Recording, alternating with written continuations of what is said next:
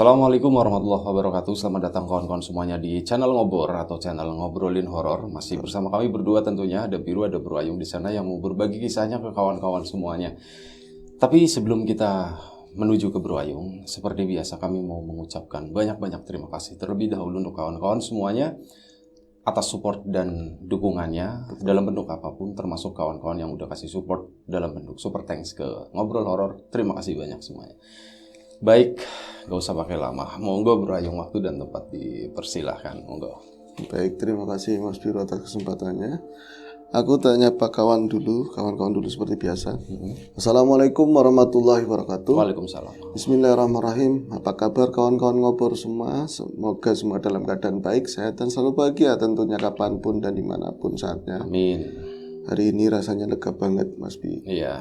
Hawanya lebih luas. Iya. Belum diomongin ya. Ini Ngobor kali pertama kan ya? Pertama kali. Pertama kali, maksudnya kali pertama. Ini adalah studio baru. Alhamdulillah. Alhamdulillah. Akhirnya resmi. Setelah 2 bulan menunggu ya. Setelah 2 bulan menunggu, ruangannya lebih luas dan berbagai keperluan ada di sini ya Bi ya. Buat mendukung kita ngobrol-ngobrol seperti biasa. Betul. Nah, ya semoga kedepannya kita lebih nyaman, lebih enak bawain cerita ya Bi. Betul. Baiklah, langsung ke cerita ya Bi. Monggo Bro Ayung, ada cerita apa hari ini? Ya ini ada cerita dari Mbak Sunarti. Mbak Sunarti, saya pengen enakan langsung jadi tokoh si Mbak Sunarti itu. Tidak apa-apa ya. Jadi itu Mas, saya mau mengisahkan cerita pengalaman horor saya Mas, udah zaman dahulu kala katanya. Zaman dahulu kalau saya perhatiin umurnya, kalau ngeliat dari tampangnya itu baru 40-an tahun.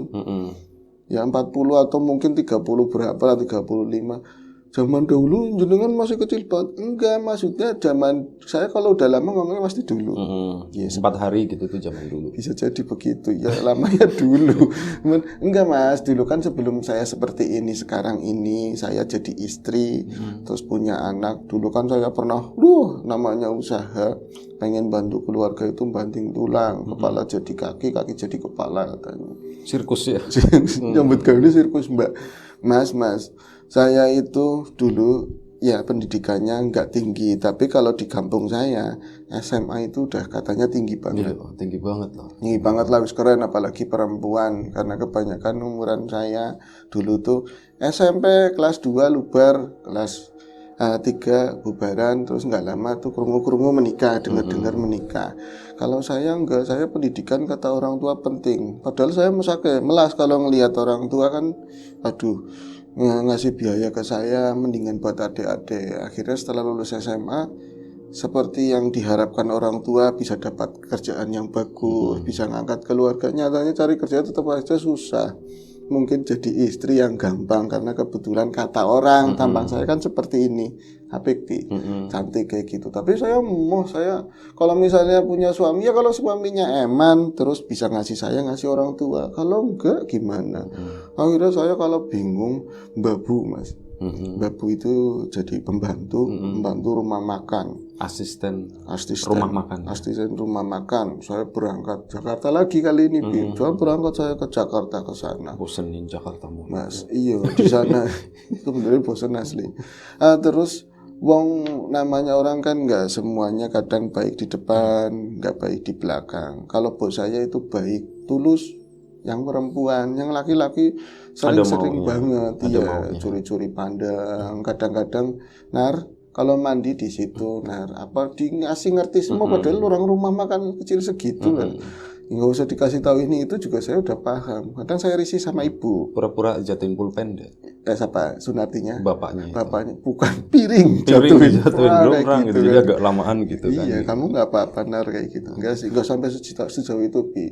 Cuman di situ saya itu kalau ini pekerjaan, yang penting nanti buat gajian, ada gajian saya buat kirim ke kampung. Capek ternyata jadi pembantu rumah tangga, pembantu warung, karena warungnya cukup rame. Terus kalau saya kan tidurnya sama-sama ini asistennya, perempuan sama perempuan. Sebut saja satunya ya, kawan saya yang udah lama 2 tahun.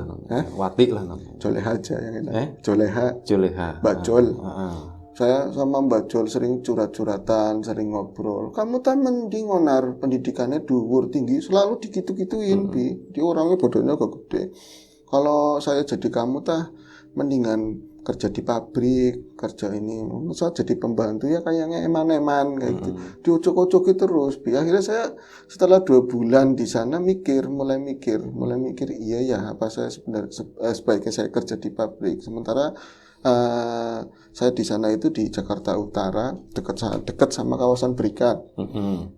KBN apa ya di sana, kawasan Berikat Nusantara. Di sana kan banyak pabrik-pabrik apa ya namanya yang buat bikin baju apa itu segala macam itu tekstil, garment. Ya. Akhirnya saya diojok-ojoki sama Mbak Jol, teruslah di move, dikasih semangat sama Mbak Jol. Itu kan yang makan di situ banyak juga orang-orang yang kerja dari sana. Saya nggak pernah bikin lamaran, dibikinin, dibantu. Mbak Narti itu nggak kepikiran kenapa ya si Mbak Jol itu menyemangati gitu? Apakah ada maksud terselubung gitu maksudnya itu, iya. Biar di sini tuh nggak saingan? Kayaknya kayak gue. Jadi nanti dia cerita ada seperti itu, benar, jenengan bisa menebak benar jadi nggak wagu ya. Tapi benar seperti itu. Saya nggak mikirin yang macam-macam, tapi yang pasti seakan-akan emang Mbak Joleha itu dia itu saya pendidikannya rendah jadi seperti ini, kamu mendingan itu nggak kepikiran. Itu positif. Kalau dari kemasannya luarnya itu positif. Saya juga menurut itu dengan kata ibu ini yang punya juga semangat, nggak apa-apa kalau mau kerja, tapi kayaknya dia juga ngerti suaminya ada mau kayak gitu lebih. Ya wis saya daftar. Yang daftar itu juga di bawah ini lamarannya sama orang yang biasa makan. Orang yang biasa makan juga kayaknya ada hasrat juga sama saya. Wis sebut teman, yang penting saya titip lamaran. Titip lamaran iseng-iseng, dipanggil. Saya kerja di sana. Otomatis kan masa iya kerjanya di pabrik, saya tidurnya di rumah makan. Wagu kan. Saya akhirnya kenalan yang biasa makan di situ juga ada perempuan. Kamu ini aja turunin nggone aku. Kan sama-sama orang Jawa, tidur di rumahku, di kontrakan aku. Saya tidur di sana. Ya kayak gitu. Cantik itu kadang jadi masalah, Mas. Ngomongnya seperti jangan pedean sebenarnya, tapi enggak, emang benar wujudnya seperti itu. Jadi si teman kontrak itu ya kayak kalah saing gitu loh. Di kontrakan itu kan campur ya, kadang lingkungannya juga ada cowok-cowok apa. Itu banyak jadi pusat perhatian tadi si Narti. Yang kemudian kesananya kan saya cuman sementara, saya harus nyari kontrakan yang baru. Itu pertamanya apikan banget, Mas, ini pakai aja punya aku. Kesananya ya udah disapu dimarahin, katanya ini mbok ya disapu ngerti apa kayak gitu. Nggak enak lah. Yang paling nyebelin tidurnya kayak meluk. Tidurnya meluk, kadang-kadang kok nyium saya itu. Saya risih. Ini nggak semuanya, tapi kabar-kabar setelah kesananya saya banyak tahu ternyata juga ada yang seperti itu. Jeruk makan jeruk, Mas. Saya takut seperti itu. Akhirnya buru-buru saya udah gajian pertama, saya ngasih ya uang terima kasih lah buat tadi ya yang sama-sama ngontrak, saya cari kontrakan. Nah disitulah, Mas, nanti saya dapat cerita horor di situ katanya. Nah saya ngontrak cari daerah yang paling 1 kali ngangkot ke tadi ya ke pabrik. 1 kali ngangkot, cari tempat kos-kosan yang jangan yang kayak kemarin. Kalau yang kemarin itu tempatnya kawan itu mau main bawa cowok bebas, nyampe pagi kayak sampai bebas. Jangan yang kayak gitu, yang bener-bener ada tukang kosnya itu ngeliat dan ngejagain. Yang rapi lah pokoknya. Yang rapi, yang nggak kayak gitu. Nah itu beneran suatu ketika saya dapat kontrakan. Tapi sebenarnya ya sebelumnya saya mau dapat yang area depan, tapi kan penuh semua. Nah, Bu Haji sama Pak Hajinya ada yang punya kontrakan. Ngomong, ini kamu namanya siapa, Dek? Sunarti, Bu. Iya Sunarti, kamu kalau mau ngontrak ada memang di belakang, tapi sampingnya cowok nggak apa-apa. Baik apa enggak? Baik, itu anak baik nggak apa-apa. Cuman itu kan kontrakan nanti jadinya ada 7 apa 10 ya Pak. Ngomong kayak gitu sama Kaji yang suaminya gitu. Tapi yang baru bisa ditempatin itu ada 3. Jadi nanti yang sekarang lagi ada ditempatin ada 1 cowok, sampingnya kamar kosong, baru ini nanti WC yang baru buat bareng-bareng kayak gitu kan. Nah kamu nanti sampingnya tadi, sampingnya si cowok tadi. Lah Aduh, sampingnya cowok, tempatnya nggak bareng di depan, di belakang itu ada kebun. Memang nggak luas mas, bangsa kebun-kebun 8 meter sampai 10 meter lah kayak gitu, hampir mau persegi. Nah saya diantar ke belakang, tapi kok malah justru lebih asri, lebih adem. Kalau sana sih bangunannya masih belum dipasang jerumpul-jerumpul, kusen yang samping-sampingnya. Saya bisa perasaan langsung cocok. Ini ada pohon di depan kontrakan saya, ada pohon nangka, banyak nangkanya gede-gede kayak dikarung-karungin, karung putih sih ya, dikarung-karungin, karung beras. Pak, ada pohon nangkanya segala, manis dek, kayak gini. Bapaknya kayaknya semangat banget. Semanis kamu katanya. Iya nggak diterusin sih, tapi mungkin akan seperti itu. Dalam ini manis-manis. Saya biasa kalau di sini panen, saya bagi-bagiin buat bocah-bocah ngontrak. Kamu nanti kebagian ngontrak di sini aja. Di mana lagi tempat yang murah, kepenak, enak seperti kayak di sini. Ada saya lagi gitu. Itu nggak diterusin itu lagi. Enggak kesana arahnya, sorry. Iya, akhirnya Sunarti pun terpengaruh karena tadi ya. Tapi dia agak risih. Ini satunya cowok, nggak bareng-bareng sama di depan. Kalau saya diapa-apain, ya orang saya bareng-bareng di warung aja mau diapa-apain sama Pak Haji kan. Tapi enggak lah. Pas lagi ngobrol-ngobrol itu sore sore yang ngontrak itu datang. Ternyata tukang gerabahan tukang gerabahan ganteng banget mas. Jenengan dulu kan saya ya tahu musik, saya ngeliat TV. Ya Ariel persis katanya. Ariel mbak. Ya Ariel itu Peter Pan. Dia belum ngerti udah ganti nama. Persis banget kayak gitu. Datang mas, seolah-olah dia bilang, gue berjalan seperti itulah. Seolah-olah nyanyi. Yakin ganteng banget. Saya itu mendadak nggak ada pikiran mau nolak atau apa. Saya mau pak, saya ambil kayak gitu. Saya langsung masuk ke sana. Tapi sayang itu si cowok itu kayaknya dingin apalagi gugup lah pulang itu langsung standarin motor, jegrek depan pintu. Terus masukin barang-barang yang ada di motor kayak geraban-geraban tukang kredit lah seperti itu. Akhirnya aduh saya tadi malah deg-degan. Saya kan sama Ariel kayak ngefansnya kayak gimana ya mas. Itu ada. Pas saya lagi mau masuk kan sempat ngelirik ke kamarnya. Dia mungkin ke arah belakang mau ganti baju atau apa. Kan ada 2 sekat, satunya buat kamar, satunya buat ruang depan. Ada gitarnya segala bayangannya nanti bisa digitarin, ngobrol bareng kayak gitu kan. Nyanyi. Saya langsung masuk ke ruangan saya, dikasih kuncinya sama Pak Haji. Nanti ada apa-apa silakan ngomong sama saya. Mbak, horornya mbak, saya bilang nanti malam pertama sana horornya mas, katanya begitu. Oke, saya dengerin. Ceritanya gimana? Saya kan malam itu memang karena baru sore itu pun saya langsung kontak yang kontrakan pertama dan udah nyiapin orang-orang yang bawain barang-barang saya. Terus saya juga kan dapat sumbangsi dari Pak Haji yang punya warung. Ini magicom yang nggak kepake segala macam. Akhirnya dibawa ke warung situ. Selesai ke warung ke kontrakan yang baru sampai habis maghrib. Perasaan capek banget. Semua udah pada keluar. Saya itu sebenarnya nungguin Mas Ariel, saya udah manggilnya Ariel aja.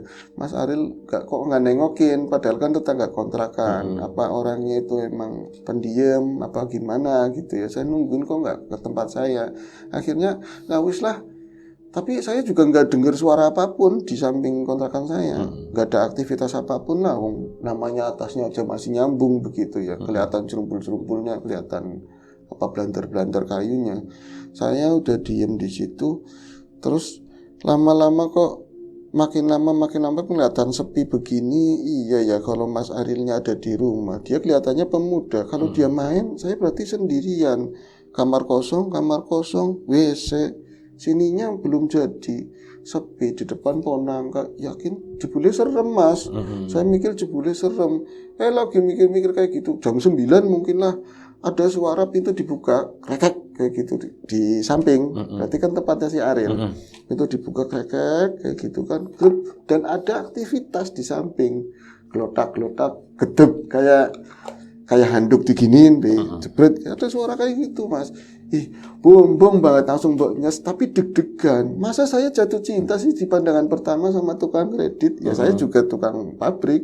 Cuma kan masa saya malu sendiri, tapi saya arep-arep banget loh diparani. Mbak udah pindah kayak disapa gitu. Iya. Enggak ada sama sekali. Saya lama tak tungguin, hampir mau seperempat jam ya.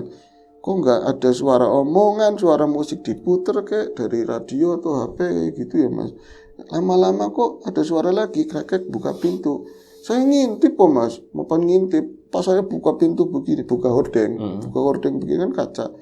Langsung bokok-copok jantung saya kayak mau jatuh. Saya ngelihat putih-putih, poting geruntung. Saya pikir pocong, bener-bener saya takut banget. Ternyata emang nangka yang disarungin. Tapi kan nggak terlalu di depan kontrakan bener. Saya juga lupa nggak tak setel emang di lampu yang di luar. Emang bener-bener di dalam aja setelah maghrib selesai itu kan ya. Oh ternyata ponang kak. Saya pikir hantu, pocong atau apa. Saya fokusnya pindah lagi ke depan tadi ya pintunya si Ariel. Saya nengok agak miring begini. Loh kok nggak ada orang keluar, Mas Arielnya mana? Terus itu tanah mas, depannya itu tanah, bener-bener tanah gitu. Kalau misalnya hari rada hujan begitu ya, lagi musim hujan, pasti motor pun ada bekasnya. Bekas motor kemarin ada, tapi yang baru nggak ada. Mas Ariel apa bukan ya? Harus. Tapi kan tadi bener-bener ada suaranya, aktivitas di dalam, ada aktivitas. Saya berani-beraniin keluar. Saya bandingin keluar, saya melipir ke arah kiri, berarti kan ke kontrakannya Ariel. Tak koclek-koclek pintunya begini dong, pintunya. Ngunci, Bi. Ngunci, mas, pintunya bener-bener ngunci, bener-bener dikancing. Saya paksa rada keras dikit, ini ngancing. Nah tadi siapa yang masuk? Apa jangan-jangan yang punya kontrakan ya? Tapi itu kan privasi, nggak mungkin, kecuali izin gitu ya, Bi.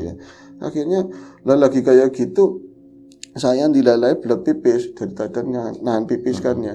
Saya kan mau ke WC, itu ngelewatin satu kontrakan kosong, baru nekuk letter R ke belakang. Itu bareng-bareng lah kamar mandinya. Saya itu wong namanya kurang persiapan mungkin. Ada sendal-sendalnya siapa? Saya pakai. Itu bagian tungkak belakang itu udah tipis. Enggak kebagian. Jadi kecil. Oh, kecil. Jadi pas saya jalan di depan pintu yang kosong, kontrakan kosong itu, ini siapa? Kayak lengket-lengket nggak jelas, Bi. Jadi kayak ada tumpahan. Kok ada tumpahan ya? Saya mundur lagi, saya corongin pakai HP begini. Itu kan di situ lampu mati. Tempatnya Ariel otomatis mati, orangnya nggak ada kan. Bener-bener gelap-gelapan. Saya soroti pakai HP begini. Ini siapa? Lebih cenderung kalau air tumpah tapi air yang lengket dari dalam kamar. Lendir lah. Lendir, semacam lendir. Itu tumpahannya kayak segelas gede, tapi dari seberang pintu bener-bener diguyur begitu. Loh kok tumpahan baru ini loh, belum meresap sama sekali. Saya pegang begini, kayak lendirnya cowok loh mas, modelnya kayak gitu. Berarti sampean kan durung nikah kok udah ngerti ya semisal seperti itulah kayaknya seperti itu. Ya wis anggap aja seperti itu saya bilang. Terus ya saya penasaran ya saya pegang daun pintunya. Takut ya kekunci juga. Kekunci benar-benar kekunci. Nah tadi yang ada aktivitas klotak-klotek buka pintu dari tempat Mas Ariel apa dari sini? Karena ini ada airnya. Aduh dari sini jangan-jangan ada belisnya Mas. Dilalai, waktu itu saya pengen pipis banget, saya tahan sebisa mungkin, saya balik lagi, udah ketakutan lah saya, jangan-jangan kontrakan ini berhantu. Ariel di sih kayak gitu, Ariel mana, kenapa nggak nongol-nongol, terus di situ kok nggak ada Ariel. Akhirnya malam itu kecapean, saya nahan pipis, pagi-pagi subuh-subuh saya ke WC, habis itu ke depan ketemu Bu Haji, saya nanyain, Bu, itu samping saya. Ibu semalam ke belakang apa enggak Bu? Saya mana berani lah, ke belakangnya paling yang jaga sini satpamnya. Tapi udah mau seminggu saya nggak punya satpam, katanya begitu udah keluar. Bapak ya nggak mungkin, bapak ya semalam sama saya, terus ada temennya di rumah.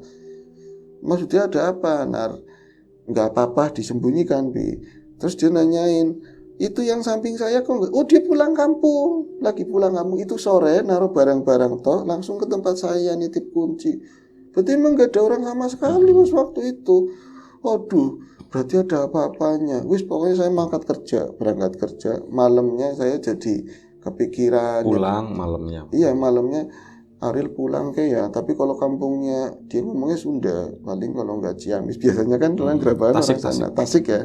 Ya mungkin nggak mungkin sehari kayak gitu kan, tapi ya pasti berharap supaya Ariel pulang saya ada temennya.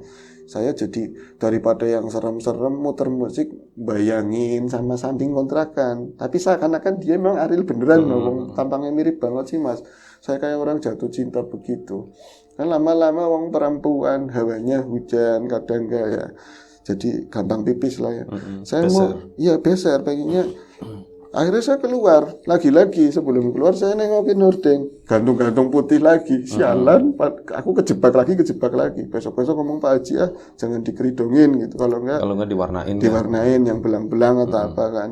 Pas saya keluar, iseng-iseng, saya tetap aja megang daun pintunya si Ariel, udah pulang apa belum sih ya, dipegang begini, masih ngunci. Akhirnya, wis lah, saya bantas.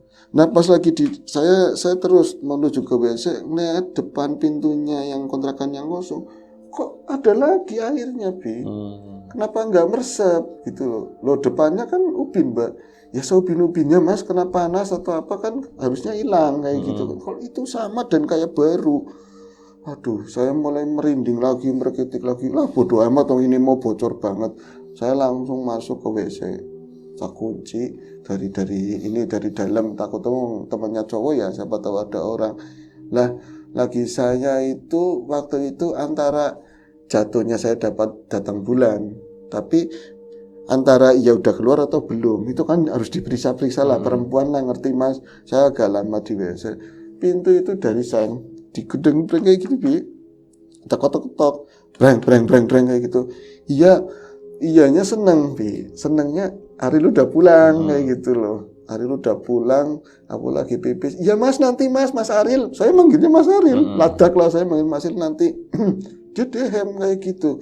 Iya Mas, masih lagi ngetok. Mas sebentar Mas, saya lagi pakai ini dulu daleman. Dalam hati saya mau masuk ya ayolah Mas Ariel gitu. Saya bener-bener kacau di situ. Mungkin saya udah pengen banget lah sama yang namanya, seneng banget sama yang namanya Ariel. Masuk ke kamar mandi juga nggak apa-apa. Saya buru-buru pakai kayak gitu kan. Udah selesai, saya buka, monggo Mas. Nggak ada siapa-siapa Bi. Buru-buru nggak ada siapa-siapa. Terus, iya ya, ini kok udah nggak ada siapa-siapa di luar. Ini kan berarti nggak ada orang. Siapa si ini belum pulang, Ariel belum pulang. Kontrakan sampingnya sepi. Akhirnya saya, aduh Mbah, saya ngomongnya gitu, Mbah jangan gangguin saya Mbah, saya kan penakut, saya emang seneng Mbah, saya ngaku-ngaku sendiri, saya seneng sama artis yang namanya Ariel, saya kontrakan samping, saya pengen banget ngobrol sama dia, tapi bukan sama Mbah kalau mau ke WC aja kayak gitu. Akhirnya ini saya mau keluar, berarti kan cuma segi doang yang buat keluar dari WC, yang tadi letter L gitu ya, harus keluar. Saya kayak nabrak sesuatu, tapi nggak ada apa-apanya Mas. Tapi bener-bener kayak badannya seseorang. Sampai saya miring begini, plek, kayak gini kan. Saya mikir sampai ke sana ke depannya, itu minggir di tembok itu begini-begini. Padahal nabraknya sekali. Pas sudah di pengkolan begitu, saya menuju ke arah kamar, mau buru-buru. Tapi lagi-lagi ujung sininya nginjek, teles-teles maling loh Bi. Bahasa-bahasa yang di depan pintu. Itu pintunya buka Bi. Pintunya buka. Saya ngeliat ke dalam, ya Allah Mas, kalau ngeliat ke dalam itu sih apa? Ada gelondong-gelondongnya Bi. Ruangan itu cuman kotak hitam. Saya corongin pakai HP, sengaja itu di sudut sana lalu lurusan saya di depan pintu itu ada gelondong-gelondong di tembok. Tapi sengaja nggak tak corongin pas di situnya, deket-deketnya aja biar pendarahan itu kena. Itu embut-embut bergerak Mas, embut-embut bergerak kayak kerembet-kerembet kayak ular lah. Ulat bulu, kentut itu siapa ya? Saya udah merkitik banget. Akhirnya, Mas, sampean siapa sih Mas? Saya manggilnya kayak gitu, Mas sampean siapa? Terus tadi yang nabrak saya siapa? Sampean setan, sampean hantu, jangan gangguin saya tolong Mas, saya kan perempuan sendirian. Saya corotin ke depan begini. Berarti tadi kalau dia mungkin orang atau hantu terus jongkok, itu 1-2 jengkal lah di depannya yang senter itu kena. Saya ke atasin begitu, nggak ada apa-apa, langsung nggak ada apa-apa. Adanya itu ruangan kosong, ubin, kotak, bener-bener kotak, cuman kayak banyak debu-debu kayak gitu. Kotor ya? Kotor.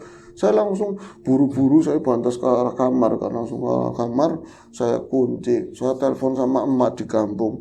Ma, aku diganggu nih setan gelondong-gelondong, katanya, setan gelondong-gelondong di WC begini, digangguin begini. Saya nggak ada teman di belakang kontrakan sendiri, disuruh baca-baca ayat kursi, surat ini surat apa, saya ngaji sendirian sampai benar-benar kelelahan. Jam setengah 11 saya tidur, setengah 11 saya tidur. Mau tidur saya ngeh banget mati lampu, jeblek mati lampu. Terus saya nyalain HP sebisanya, yang nggak ada lampu emergensi atau apa. Bila ngantuk banget, benar ngantuk banget, capek, saya tidur. Itu dengar ada suara yang ngetok-ngetok di kamar, kayak lagi di WC. Tapi kan ini kan pintu, tok tok tok tok tok. Aduh, setannya teka maning ke sini. Saya nggak bangun, cuman matanya saya buka begini kan, gelap, tetap aja gelap. Cuman HP udah mulai redupan, udah ini kan, baterainya udah tinggal sedikit. Akhirnya ini di luar siapa? Jangan-jangan hantu yang gelundung-gelundung ke sini. Pas saya berani-beraniin mau bangun apa enggak, siapa sih mas di luar, siapa? Jangan ke sini tolong, saya mau keluar dari kontrakan sini, nggak mau, di sini ada setannya. Mbak, assalamualaikum mbak. Itu panggilnya mbak, assalamualaikum. Berarti bukan setan. Saya buka, ternyata Ariel. Ternyata mas Ariel. Mbak, niki buat nyindingan oleh-oleh. Ternyata dia bawa oleh-oleh dari kampung. Ya semacam kayak salah kondo segala macam lah kayak gitu. Ih, orangnya baik banget. Saya waktunya langsung nyes, setan gue hilang kabeh. Gak ada setan di sini katanya. Ada Mas Ariel udah. Saya pengen gitar-gitaran main ngobrol. Itu ternyata udah pagi. Jadi jam-jam kayak setengah 5-an kayak gitu. Saya sering akhirnya wirawiri lah aktivitas ke belakang, padahal enggak pengen, tapi sering miliki Mas Ari lagi ngapain, ngobrol. Saya udah dandan, udah mandi, ngobrol di depan. Dia juga, mas gitaran dong mas, kayak gitu kan. Ah saya nggak bisa. Oh bohong, jenengan aja tambangnya kayak Ariel gitu. Akhirnya ambil gitar, tapi nggak dinyanyiin. Nggak bisa gitaran mas, dibully. Dibully nggak bisa gitaran, Bi. Terus ngobrol curhat. Saya itu seneng lihat jenengan, ada temennya semalam digangguin. Katanya dia udah biasa kayak gitu. Nah, dan ada yang menyakitkan setelah itu. Mas jenengan pulang kampungnya kemana? Bener, ke Tasik. Ke istrinya. Nengokin istri. Iya, udah 2 bulan gak pulang nengokin anak istri. Nyebelin itu, paling nyebelin. Saya udah satunya udah punya istri, banyak ada hantunya. Pindah lagi mas, nggak sampai lama, ada 2 minggu doang di sana. Itu aja sih, Bi. Oke. Baik, terima kasih ceritanya karena berhubung tahu sendiri ya Bro Ayung. Iya. Oke, baik, terima kasih Bro Ayung. Terima kasih Mbak Narti udah berbagi kisahnya tadi. Kawan-kawan di rumah juga terima kasih banyak. Doa terbaik dari kamu untuk kawan-kawan semuanya. Sampai jumpa di episode selanjutnya. Ngobrol horor. Assalamualaikum warahmatullahi wabarakatuh.